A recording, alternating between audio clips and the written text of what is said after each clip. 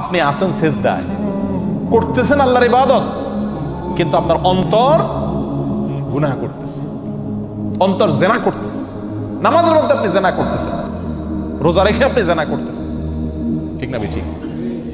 প্রিয় ভাই, যদি আমাদের চরিত্রগুলোকে আমরা হেফাজতে রাখি, বিশেষ করে যুবক ভাইদেরকে বলবো, যুবতী বোনদেরকে বলবো, এতদিন যা হয়েছে সেটাকে যদি অতীত রেখে জীবনের নতুন পৃষ্ঠা খুলি, আমারে চোখ কোনো পরনারীকে দেখবে না, আমারে চোখ আল্লাহর ভয়ে পানি ছাড়বে, আমারে চোখ আল্লাহর কালাম পড়বে, মায়ের চেহারা দেখবে, বাবাকে দেখবে, হালাল জিনিস দেখবে, হারাম জিনিসে চোখ দেখবে না। এই প্রতিজ্ঞা যদি আমরা কোনো যুবক করতে পারি, কেমন যেন আমি জাহান্নামের পথ থেকে লাভ দিয়ে জান্নাতের পথে চলে আসলাম, কেমন যেন আমি জাহান্নামে পড়তে যাচ্ছি, সেখান থেকে ঝাঁপ দিয়ে জান্নাতের দিকে ঝুঁকে গেলাম। আল্লাহ আমাদেরকে সবাইকে তওবায়ে নাসুহা করার তৌফিক দান করুন। প্রিয় ভাই, এই চোখের গুনাহ, এই চোখ দিয়ে যে হারাম জিনিস আমরা দেখি, এটা কত জঘন্য, এটা কত জঘন্য। এই অপরাধ, এর রেশ, এর প্রভাব, এর অ্যাকশন, এটা বহু সময় পর্যন্ত থাকে, অনেক সময় বছরকে বছরও থাকে, চাইলেও এটার অ্যাকশন থেকে মানুষ বাঁচতে পারে না। আপনি একটি অন্যায় কাজ করছেন, একজনকে একটা গালি দিয়েছেন, এটার আর রেশ থাকে না, বরং পরক্ষণে মনে উঠলে খারাপ লাগে যে লোকটাকে গালি দিলাম, ঠিক না বেঠিক? আপনি একজনের প্রতি অবিচার করছেন, সাময়িক অবিচার করছেন, অন্যায় করছেন, শেষ হয়ে গেছে, শেষ। কিন্তু আপনি চোখ দিয়ে একটা হারাম জিনিস দেখছেন, সেটা মোবাইলে হোক, টেলিভিশনের পর্দায় হোক, সিনেমার পর্দায় হোক, কাগজে প্রিন্ট করা হোক, অথবা রাস্তাঘাটে হোক, এই হারাম জিনিসটা দেখে আসার পরে আপনি নামাজে দাঁড়াইছেন, ওযু করে সেজদায় গেছেন, আল্লাহর সবচেয়ে কাছাকাছি চলে গেছেন সেজদায়, ঠিক না ঠিক? বান্দা সবচেয়ে আল্লাহর কাছে যায় কখন? যখন সেজদায় থাকে, তখন আপনি সেজদায় গেলেন। প্রিয় ভাই আমার, আপনার চোখের সামনে তখন ভাসে উঠে ওই মহিলা যাকে আপনি দেখে আসছিলেন, ঠিক না ঠিক? এমনও হয় মাসকে মাস চলে গেছে, বছরকে বছর চলে গেছে, কিন্তু সেই গুনাহের স্মৃতি মাথায় ভেসে ওঠে। আপনি আছেন সেজদায়, করতেছেন আল্লাহর ইবাদত, কিন্তু আপনার অন্তর গুনাহ করতেছে, অন্তর জেনা করতেছে। নামাজের মধ্যে আপনি জেনা করতেছেন, রোজা রেখে আপনি জেনা করতেছেন, ঠিক না ঠিক? এত জঘন্য গুনাহ এই চোখের গুনাহ। প্রিয় ভাই, এগুলো হলো বর্ডার। একটা দেশের যেরকম কি থাকে, বর্ডার থাকে না? বর্ডার যদি বেদখল হয়ে যায়, তাহলে রাজধানীও কি হয়ে যায়? বেদখল হয়ে যায়, ঠিক না ঠিক? এই চোখ যদি শয়তানের নিয়ন্ত্রণে চলে যায়, শয়তান আপনাকে দিয়ে যেখানে খুশি সেখানে আপনার চোখ ব্যবহার করে, আপনি আল্লাহর ভয়ে ফিরে আসেন না, দেখা থেকে বেঁচে থাকেন না।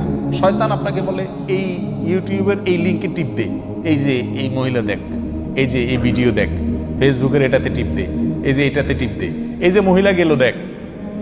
শয়তান যেদিকে আমাকে টানে, আমার চোখ সেদিকে চলে যায়।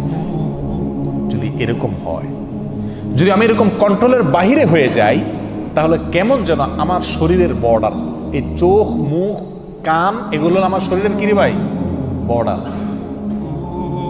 বর্ডারের বিভিন্ন পয়েন্ট থাকে না, ঢোকার জন্য, বাইরে হওয়ার জন্য। এই কান, নাক, মুখ, চোখ, এগুলো হলো আমাদের শরীরের কি রে ভাই? বর্ডার। এই বর্ডারগুলো যদি শয়তানের নিয়ন্ত্রণে থাকে, এগুলোকে যদি শয়তান তার যেখানে খুশি সেখানে আমাকে দিয়ে ব্যবহার করায়, তাহলে আমার শরীরের যে রাজধানী অর্থাৎ কল্ব, আমার যে অন্তর, সেটা কার দখলে যাবে? শয়তানের দখলে যাবে। সারাদিন যেটা দেখবো নামাজে সেটাই মনে আসবে, অন্তরে সেটাই আসবে। প্রিয় ভাই, এই চোখের গুনাহকে আমরা গুনাহ মনে করি না। এর একটা অন্যতম কারণ হলো এই গুনাহটা করা খুব সহজ।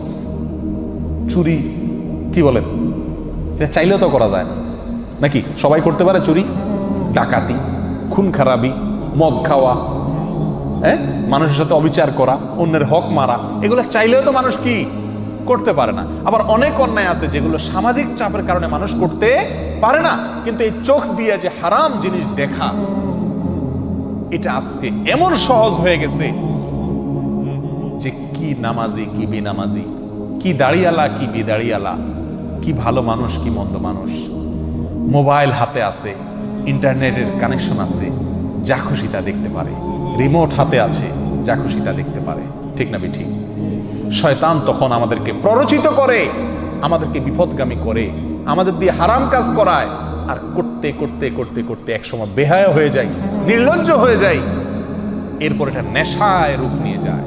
তখন বাঁচতে চাইলেও বাঁচাটা কি হয়ে যায়? কঠিন হয়ে যায়। আল্লাহ সুবহানাহু ওয়া তাআলা আমাদেরকে আমাদের চরিত্রগুলোকে ফুলের মতো পবিত্র করার তৌফিক দান করুন। এতদিন আমরা যা করেছি, আসুন আসুন প্রিয় ভাইরা, জাহান্নামের পথ থেকে লাভ দিয়ে জান্নাতের পথে চলে আসি। করবো তো ইনশাআল্লাহ? যে সমস্ত ভাইরা তওবা করবেন তাদের পূর্বের গুনাহ আল্লাহ তাআলা মাফ করে দিবেন। অতীতে আমরা যা করেছি সেটার জন্য আজ তওবা করি। আমার এই চোখ দিয়ে আমি হারাম জিনিস দেখব না। প্রিয় ভাই, দেখার যে জ্বালা, দেখার যে স্বাদ, এই চোখ দিয়ে আমি হারাম জিনিস দেখলাম, হারাম মহিলা দেখলাম, হারাম মেয়েদের দিকে তাকালাম, সেটা মোবাইলে হোক, টেলিভিশনে হোক, কাগজে হোক, বাইরে হোক, সরাসরি হোক, আর যেভাবেই হোক, এই দেখার ফলে একটা নগদ মজা পাই আমরা, তাই না? আপনি একটি মুহূর্তের জন্য একটু আপনার এই মজাটাকে আল্লাহর জন্য কোরবানি করে দেন। আপনি দেখতে পাচ্ছেন একটা ভিডিও লিংক আপনার সামনে আসছে, টিপ দিলেই আপনি দেখতে পারবেন কেউ নাই। আপনি মনে করছেন যে আল্লাহ তিনি আছেন, দেখছেন। আল্লাহর ভয়ে আপনি ওখানে টিপ দিলেন না, ওইটাকে ইগনোর করে চলে গেলেন। সঙ্গে সঙ্গে আপনি ইনশাআল্লাহ অন্তরের ভেতরে ঈমানি স্বাদ অনুভব করবেন। ঈমানি স্বাদ করে দেখেন, করে দেখেন, আপনার মনের ভিতরে একটা খুশি আসবে যে আমি আল্লাহর ভয়ে এই একটা হারাম কাজ থেকে বাঁচতে পারলাম, আমার ঈমানের পাওয়ার একটু বাড়ছে। কি বলেন? পরীক্ষা করে দেখেন প্রিয় ভাইরা। আল্লাহ সুবহানাহু ওয়া তাআলা বলেন, ওয়া আম্মা মান খাফা মাকামা রাব্বিহি ওয়া নাহান নাফসা আনিল হাওয়া ফাইন্নাল জান্নাতা হিয়াল মাওয়া। জান্নাত কোন সব লোকদের ঠিকানা ভাই? কাদের বাড়ি?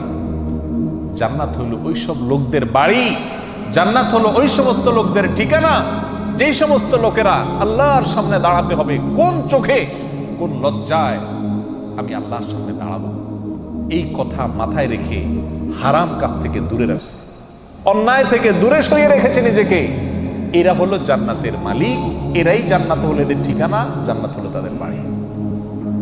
আমাদের এই ভিডিওটি যদি আপনার ভালো লেগে থাকে তাহলে ভিডিওতে একটি লাইক দিতে পারেন এবং আপনার প্রিয়জনদের সাথে শেয়ার করতে পারেন, এবং এইরকম আরও ভিডিও পেতে আমাদের ইউটিউব চ্যানেলটি সাবস্ক্রাইব করে পাশে থাকা বেল আইকনটি অন করে দিন।